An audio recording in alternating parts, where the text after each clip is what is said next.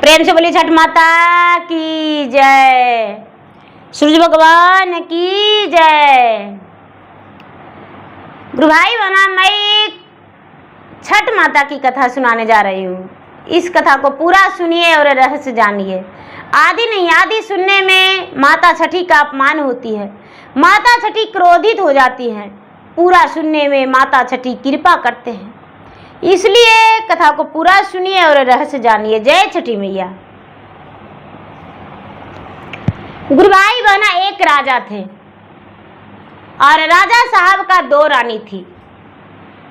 राजा साहब 2 शादी किए थे, लेकिन 2 शादी कैसे किए थे? कोई तो कारण होगा।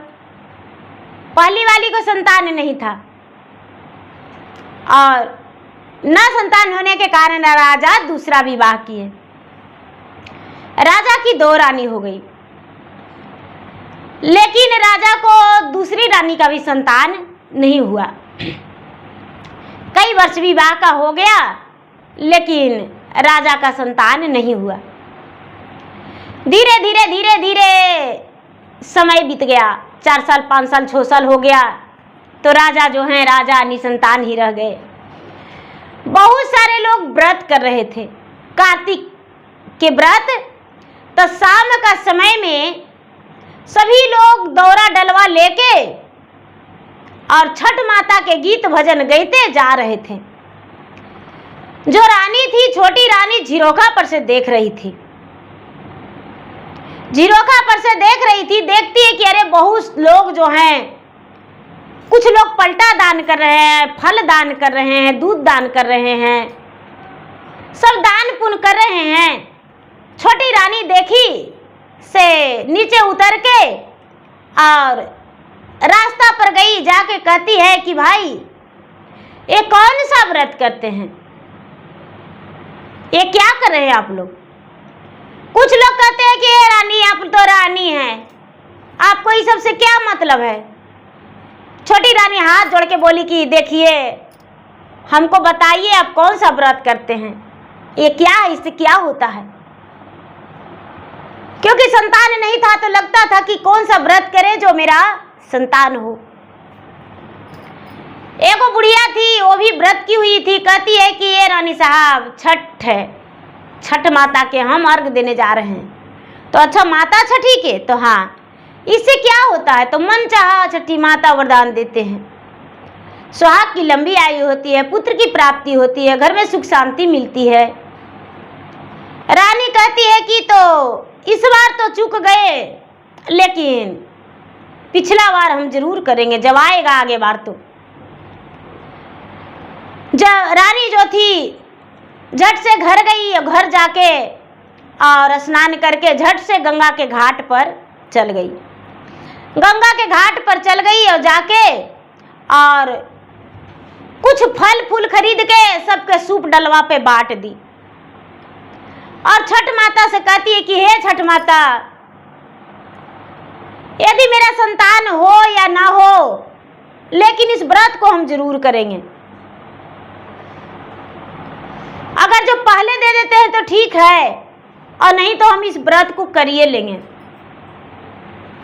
जो छोटी रानी थी, छोटी रानी मन्नत रखी और मन्नत रख के घर गई। सवेरा हुआ तो फिर से वो नदी के आरार पर गई और जितने लोग व्रत कर रहे थे, बहुत से अचला फैला के और प्रसादी अपना ली।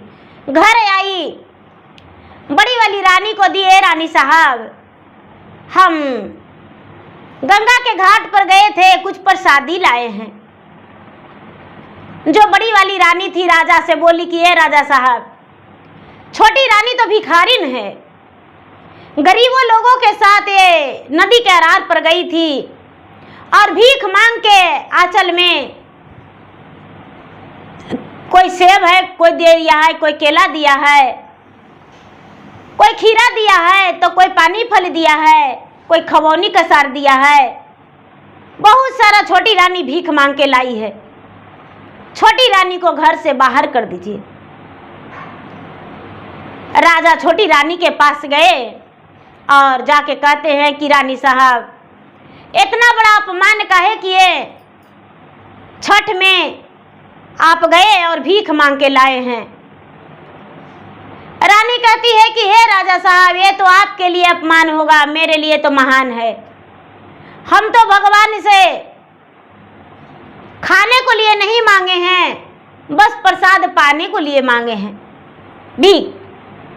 हम भीख में और कुछ मांगे हैं, यदि भगवान मुझे भीख दे देंगे तो हम उस भीख को स्वीकार करेंगे। राजा साहब, मेरा अपमान मत कीजिए। जो राजा है वो कहते हैं कि हे रानी साहब, आप गरीबों के हाथ से मांगे हैं, इसलिए जाइए गंगा स्नान कीजिए और दूध से स्नान कीजिए तो आपका वदन पवित्र होगा। छोटी रानी बोली कि हे राजा साहब, आपके घर में जो नौकर है वो भी गरीबे है, दरमान है वो भी गरीबे है, जो सेना सिपाही है सब गरीब है, आप जैसा अमीर नहीं है। तो आप उसको क्या दूध से नहलाते हैं, रोज छेक जाते हैं? तो हम कुछ नहीं करेंगे। रानी जो थी हठी बन के और रह गई, रोज तुलसी में जल डालने लगी और दिन गिनती करने लगी कब कार्तिक मास आता है। एक पेड़ रोज तुलसी का लगाती थी रानी, एक पेड़ रोज तुलसी का लगाती थी कि जब कार्तिक मास आ जाएगा तो मेरा इतना तुलसी का पेड़ हो जाएगा। रानी रोज लगाती थी तुलसी का पेड़ और तुलसी का पेड़ लगा के और गिनती करती थी और सब में रोज जल डालती थी, प्रतिदिन जल डालती थी। उसका एकदम आंगन बड़ा था, तुलसी का पेड़ लगाते लगाते हरा भरा हो गया, सब भर गया, सुंदर लगने लगा अगना। धीरे धीरे कार्तिक का महीना आ गया। रानी कार्तिक का स्नान भी करती थी और छठ का ध्यान लग गया कि हम छठ करेंगे। छठ करने के लिए रानी तैयारी की तो बड़े राजा से बड़ी रानी कहती है कि ये राजा साहब, बड़ा छठ करेगी, कुछ नहीं ला के दीजिएगा, अपने से बाजार करके और ये व्रत करेगी। राजा जो है बड़ी रानी के कस में छोटी रानी को कुछ भी नहीं ला के दिए, कुछ नहीं ला के दिए, कोई बाजार नहीं किए। जो छोटी रानी थी, छोटी रानी बेचारी उपवासे में फल फूल सब कुछ लाई और अर्घ देने अकेले गई। छोटी रानी अर्घ देने अकेले गई, सबके साथ बेटी बहू अड़ोस पड़ोस सब थे, लेकिन छोटी रानी के साथ कोई नहीं थे। सबको अर्घ दे रहे हैं। छोटी रानी जो है बेचारी किससे सूप लेती, कौन इसको सूप देता? स्नान करके और जाके अपने से हाथ पर सूप लेके और भगवान के अपने से सिंदूर लगा ली और अचला में फूल छीट के और अपना सूप जो है घिसट के और लेके खड़ी हो गई। जो सूर्य भगवान हैं, छठी माता हैं, वो चारों तरफ देख रहे थे।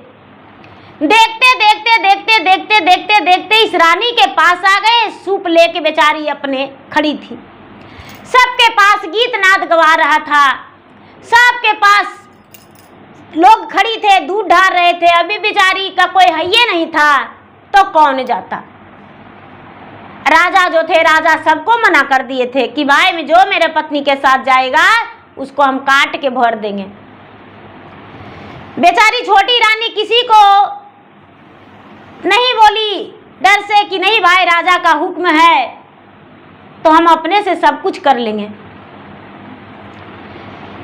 जब सूर्य भगवान और माता छठी, शंकर भगवान, पार्वती, ब्रह्मा जी, विष्णु जी, लक्ष्मी, सरस्वती सब घूम रहे हैं, देख रहे हैं, तो कहते हैं कि सब के साथ बेटी पुतोह हित परिवार सबके साथ है, लेकिन ये कौन है? इसको साथ कोई नहीं है। ये क्या कारण है? शंकर भगवान है जो कहते हैं कि सबके भगवान दिए हैं, ब्रह्मा जी रच दिए हैं, लेकिन इसको कुछ नहीं दिए, इनकी संतान है। इसीलिए ये अकेले आई है। इसका पति है, वो भी कहता है कि तुम व्रत नहीं करो, तो इसको साथ कोई देगा तब तो ये बेचारी ले आती किसी को साथ में। इसको कोई साथ नहीं दिया है। ब्रह्मा जी जो है, ब्रह्मा जी कहते हैं कि अच्छा ऐसा बात है तो हम इसको संतान देंगे, जोड़वा संतान देंगे। रानी व्रत पूरा की, अकेले कर ली। अकेले व्रत पूरा करके अपना सवत के प्रसादी देने लग गई। तो कहती है सवत की, अरे तुमको हाथ से प्रसादी नहीं खाएंगे। टोला पड़ोस में देने गई तो सब कोई कहते हैं, रानी साहब आप बांझ हैं, आपका हाथ का हम प्रसादी नहीं लेंगे। नहीं रानी साहब, आपका हाथ का प्रसादी हम नहीं लेंगे। रानी जो है, रानी क्या करती है कि जो भी प्रसादी था गाय के, एक उसके पास सुंदर गाय थी, गाय के सारा प्रसादी दे दी। गैया जो थी, गैया आशीर्वाद दी कि हे भगवान, रानी व्रत की, हमको सारा प्रसादी खिला दी, फल फलहरी सब कुछ खिला दी, इसका गोद भर दीजिए। गैया जो है भगवान से प्रार्थना की। भगवान तो इसका पुकार सुन ही लिए थे। जब व्रत किया धरा हो गया तो राजा कभी बड़ी भीरा कभी छोटी भीरा, दोनों भीरा जाते थे। धीरे धीरे समय बीता तो कार्तिक तो बीत गया, घन आया। पूस माघ में रानी का उल्टी पलटी होने लगा। जब उल्टी पलटी होने लगा तो रानी राजा से बोली कि ये राजा साहब देखिए ना, लगता है कि मेरा तबीयत ठीक नहीं है। राजा कहते हैं कि चलिए डॉक्टर के पास। राजा साहब के बात सुनकर रानी डॉक्टर के पास गई। डॉक्टर बोले कि राजा साहब, रानी तो गर्भवती हैं। राजा सुनकर बड़े प्रसन्न हो गए और बोले कि ठीक है। अब तो रानी के लिए 4-4 गो नौकर लग गया। रानी के लिए 4-4 गो नौकर लग गया, नौकर चाकर लग गया और दिन जुटने लगा कि कब रानी का बच्चा होगा। गुरु भाई बहना, रानी का दिन जो था घन से जुट गया और सावन में उसका बच्चा हुआ। लास्ट सावन में जब रानी का बच्चा हुआ, 1 से 2 दिन सावन था तो बच्चा हुआ। भादो आसीन कार्तिक आ गया। रानी जो है, रानी छोटी रानी कहती है कि ये राजा साहब, छठ माता की कृपा था जो मेरा गोदी भर गया, हम छठ करेंगे। बड़ी वाली रानी बोली कि ये बहन, तुम छठ करेगी तो इस बार सारा काम हम करके देंगे, तुम छठ करो। बोली कि हाँ बहन हम छठ करेंगे। तो ठीक है छठ करो। जो छोटी रानी थी वो छठ ठान दी तो बड़ी वाली बड़ा धूमधाम से सारा काम कर दी, बड़ा धूमधाम से सारा काम कर दी। और बड़ही के यहाँ जाके बड़ी रानी बोली बड़ही से कि ये बड़ही भैया, हमको एगो खूब सुंदर बक्सा बना दीजिए काठ के, खूब सुंदर बक्सा बना दीजिए काठ के। जो बड़ही था वो काठ के बक्सा बना दिया, रानी का हुक्म था। काठ के बक्सा बना दिया और काठ के बक्सा बना के और रानी को दे दिया। रानी जो थी, रानी बड़ी रानी रख ली घर में बक्सा। लोहंडा बीत गया। जब पहला अरग का दिन था तो पहला अरग के दिन क्या करती है बड़ी रानी कि छोटी रानी प्रसादी बना रही थी। लोग अगल बगल के भी प्रसादी मिलजुल के बना रहे थे। बड़ी रानी क्या करती है कि काट के बक्सा में बच्चा के बंद करके और गंगा में दहा देती है।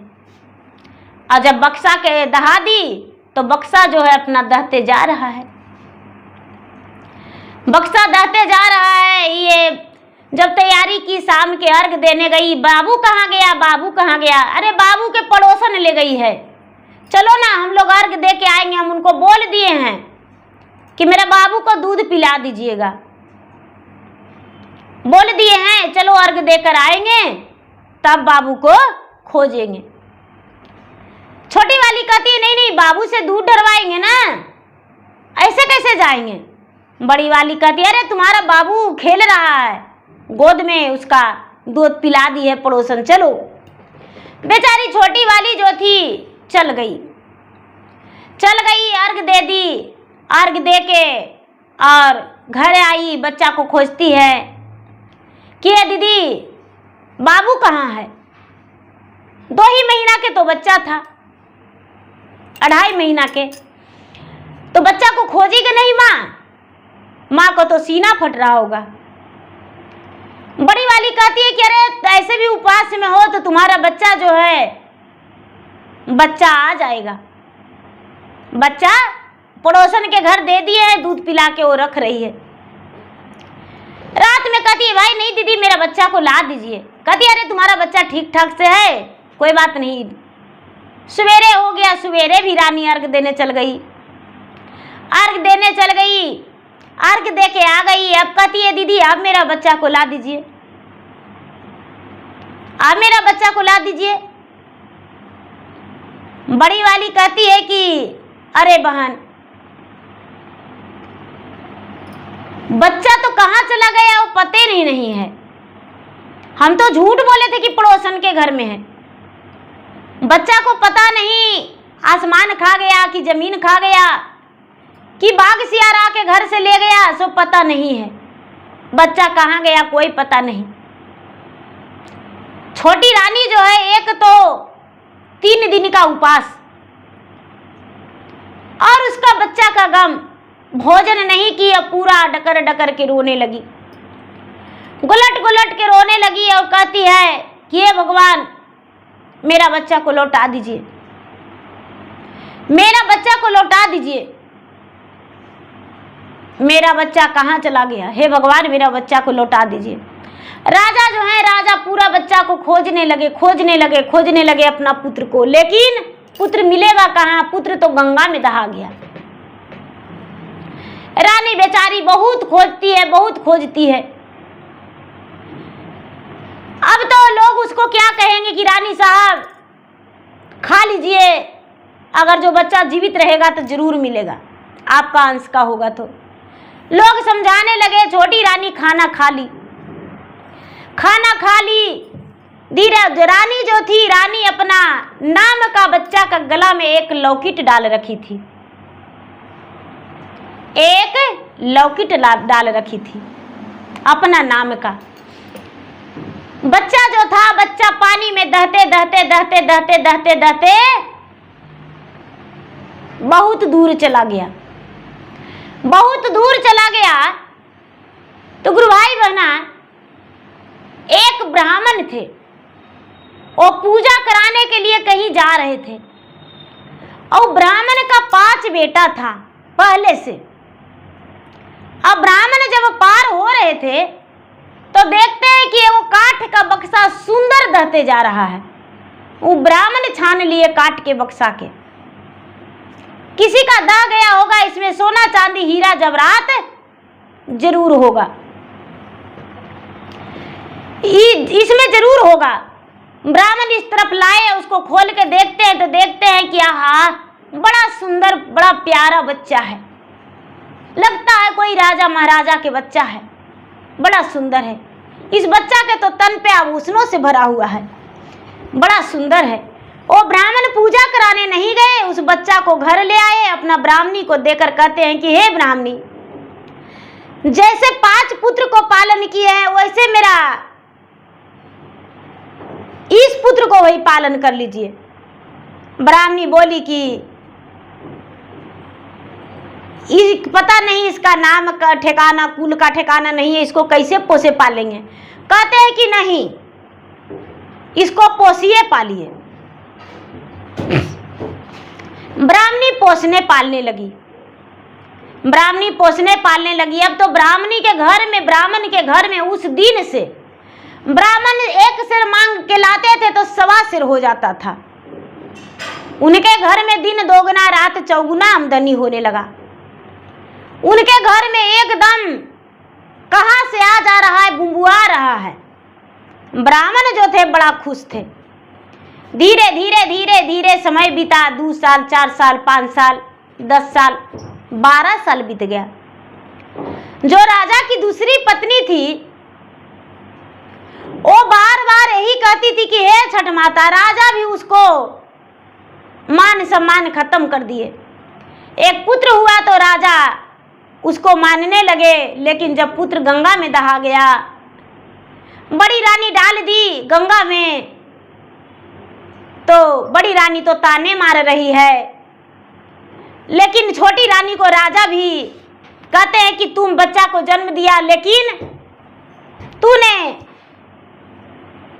बच्चा को खा गई, बच्चा को मार डाली।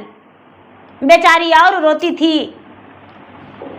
लोग समझाते थे, कुछ भी कहते थे। राजा क्या किए कि उसको कारागार में डाल दिए कि तुम बच्चा के मेरा मार दी। छोटी रानी को, जिसका बच्चा था उसी को राजा कारागार में डाल दिए। तुम मेरा बच्चा को मार डाली, इसलिए तुम कारागार में रहो। जो छोटी रानी है वो कारागार में हो गई। धीरे धीरे धीरे धीरे समय बीता।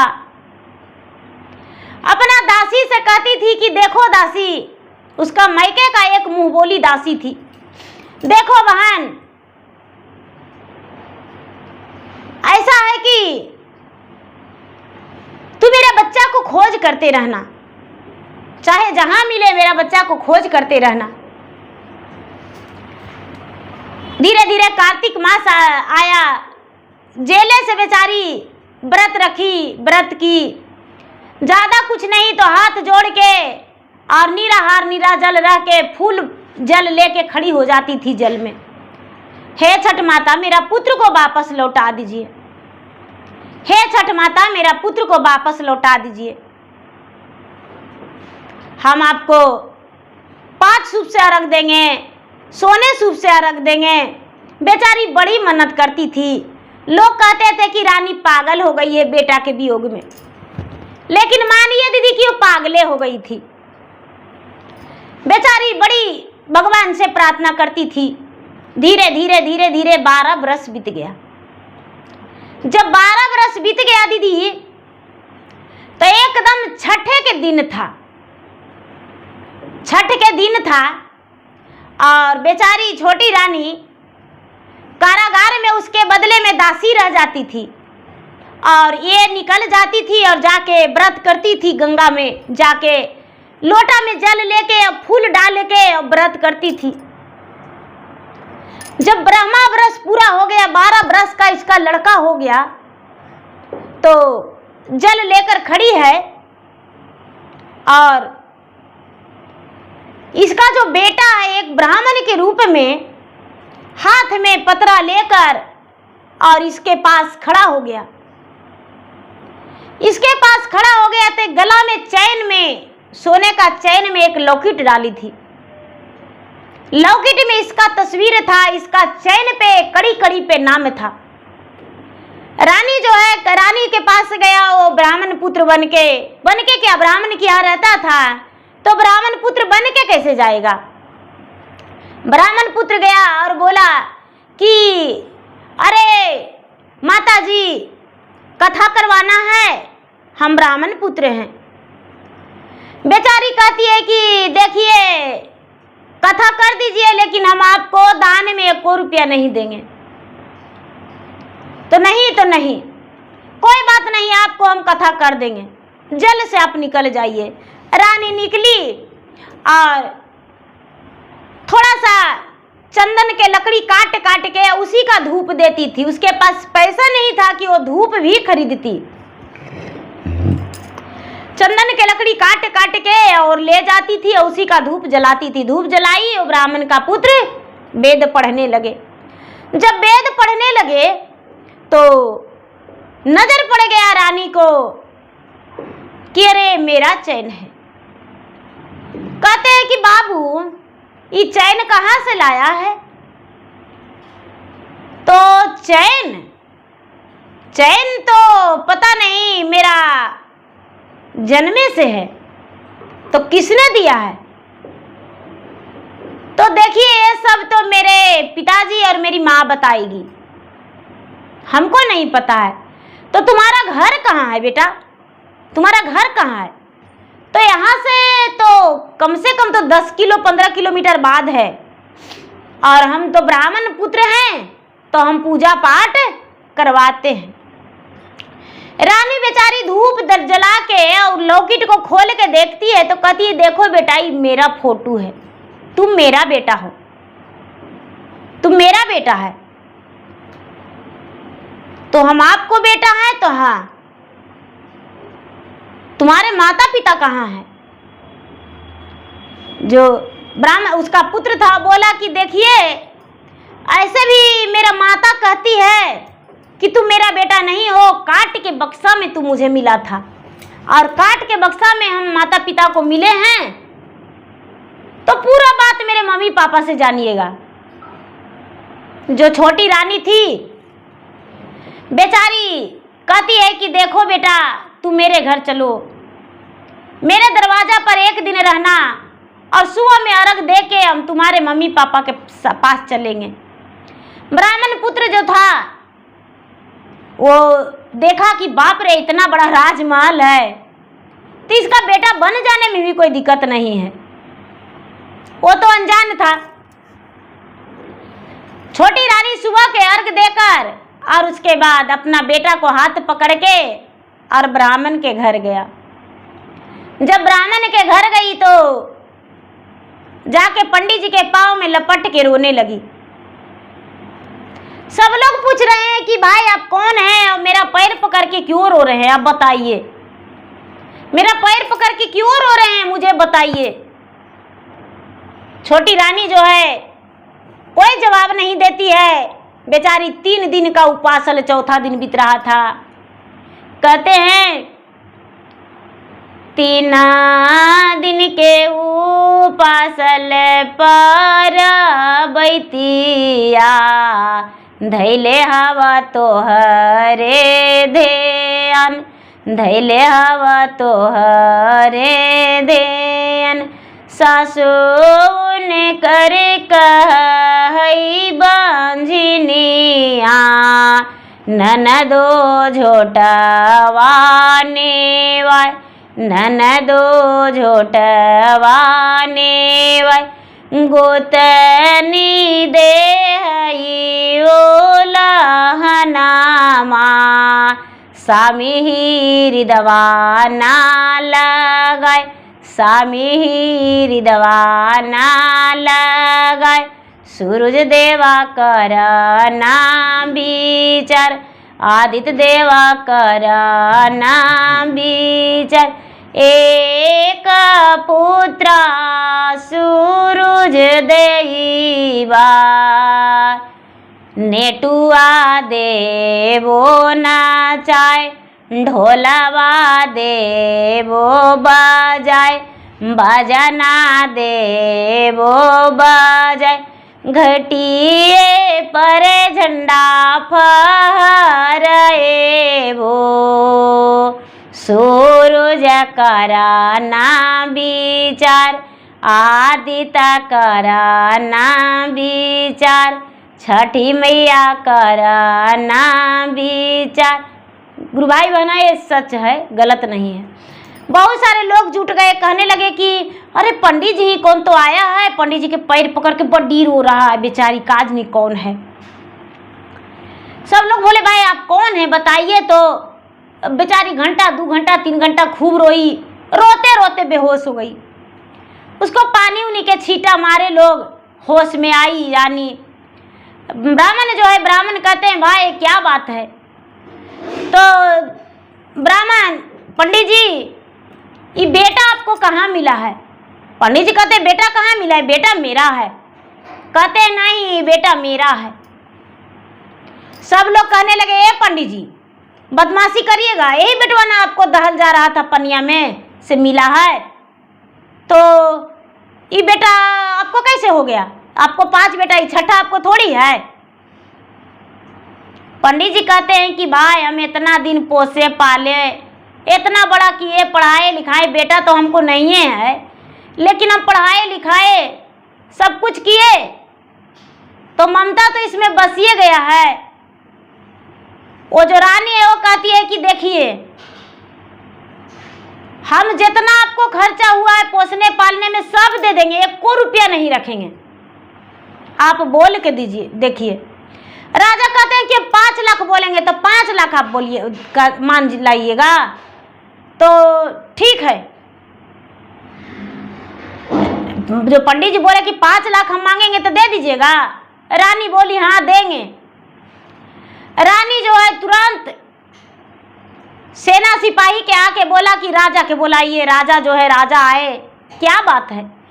तो मेरा बेटा मिल गया। बड़ी रानी काट के बक्सा में करके मेरा बेटा को दहा दी थी। बड़ी रानी मेरा बेटा को गंगा में दहा दी थी।